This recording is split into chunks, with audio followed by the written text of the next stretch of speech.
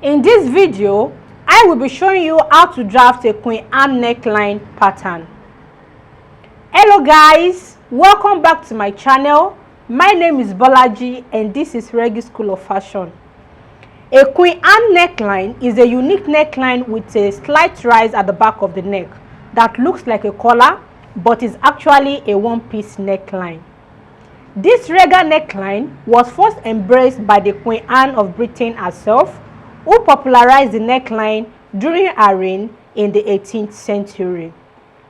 The modern version of the Queen Anne neckline has a very high neck at the back, which is also known as a built-up neckline, and a wide open front neckline design, which can be paired with a sweetheart shape, a scoop neckline, or a V neckline at the front.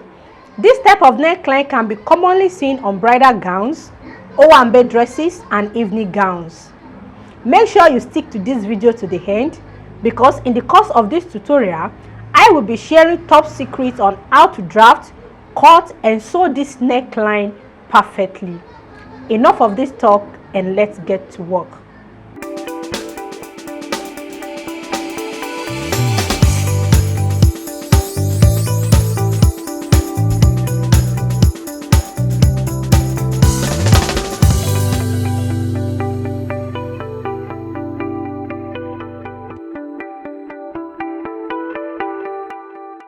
In drafting a Queen Anne neckline pattern, the first step is to get your bodice pattern ready.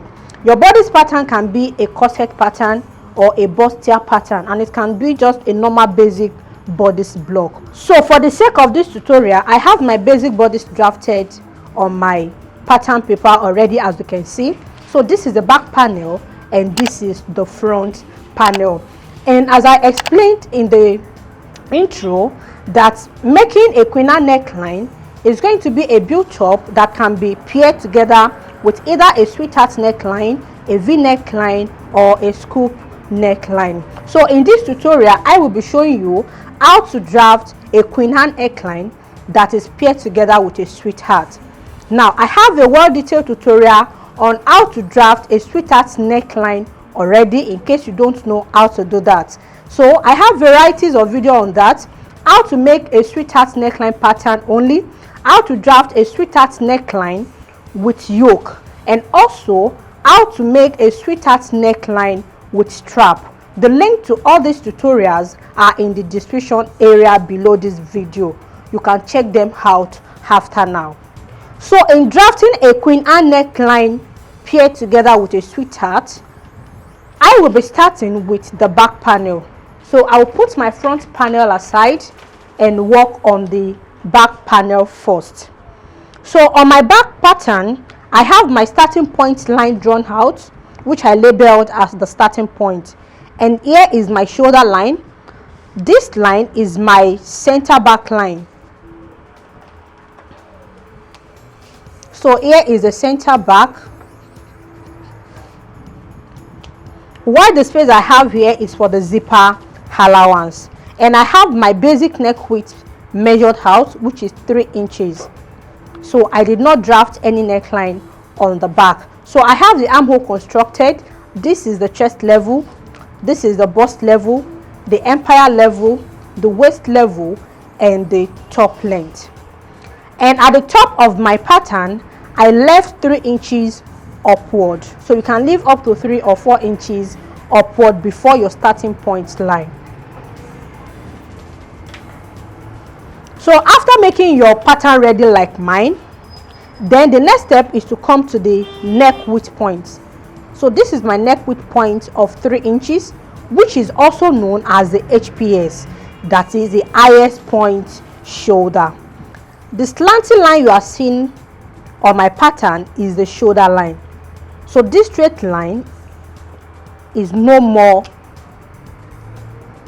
is not my shoulder line. That is the part I have a straight line, because I've already slanted the shoulder with 1 inch. So from this point to this point is my shoulder line. So this neck width point is called the HPS, as I said earlier. So now the next step is to raise the back shoulder by 2 inches.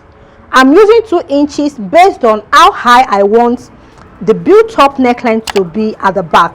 So this depends on how high you want the neckline to be at the back of the neck. So you can use between 1.5 to 2.5 inches. So for the sake of this tutorial, I'm using 2 inches. So from the HPS point, which is the neck width point, I will measure 2 inches upward, like so. Then on the center back, I will measure the same 2 inches, then connect the 2 points together to make a straight line.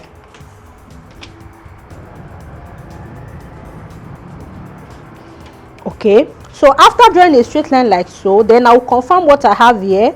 It has to be 3 inches for the neck width, because from here to here is 3 inches.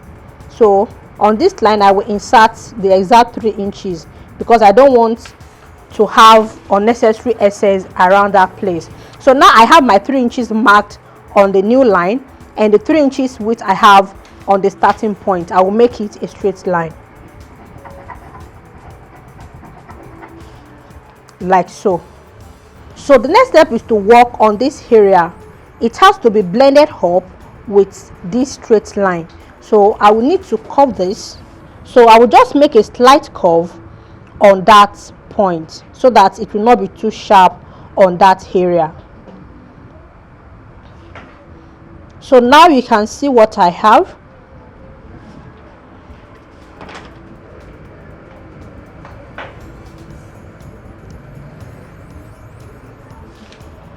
So that is settled. Then I'll come to the center back and measure half of an inch downward, because this side, the center back area will not be high like the HPS point. So the purpose of coming down by half of an inch at the center back is to reconstruct this part so that I will not have it on a perfect straight line like so, because the neckline area is not on a straight line, and in order to help this to sit well at the back of the neck, it has to be shaped properly according to the shape of the neckline. So I will take my curve ruler and connect the 0.5 inches point to the 2 inches point I have on the HPS. Then I have this. So this straight line is no more useful. I can just clean it up. So the back panel is ready. So all I have left to do is to add my seam allowances all around my pattern. That is, if your body's pattern requires adding your seam allowance on the pattern. You know, there are some styles that requires you adding your seam allowances on the fabrics, because you will have to cut out each piece separately and add your seam allowances all around each pieces of your pattern. So if your style does not require adding your seam allowance on the pattern, you can cut it out first, then add your seam allowances on the fabrics. Also, before you go to the construction of your queen hand neckline, make sure you have your body's pattern drafted properly already. This has to be done first, but while doing it, have it at the back of your mind that you must leave a space of 3 to 4 inches at the upper part of your back panel. So I'll go ahead and add my seam allowances all around my pattern, then we'll work on the front panel.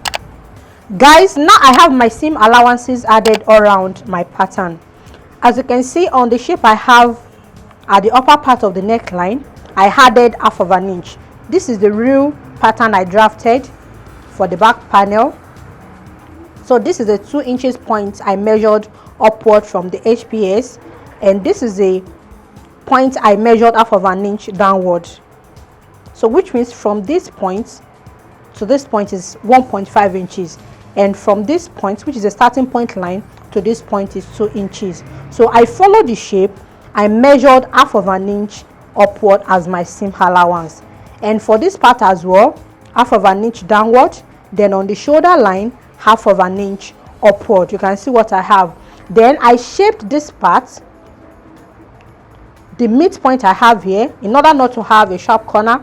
I shaped it, curved it a little like so, just the way I curved this when I was drafting. So this has to be applied on the seam allowance as well, and on the armhole, half of an inch, by the side 1 inch.